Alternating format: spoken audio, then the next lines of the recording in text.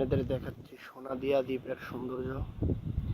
এটা বাংলাদেশের মধ্যে অন্যতম সুন্দর দ্বীপ, অনেকেই জানে না, তাই অনেক টুরিস্ট আসে না। আই হোপ যদি কেউ এই দ্বীপের সন্ধানে আসে এবং কেউ যদি জীবনে একবার ভিজিট করে তাহলে তার অবশ্যই বারবার আসতে মন চাবে।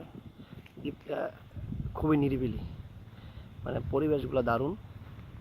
যদি কারো অবকাশ যাপন করতে হয় তাহলে অবশ্যই রিল্যাক্সের জন্য এই দ্বীপে চলে আসতে পারেন।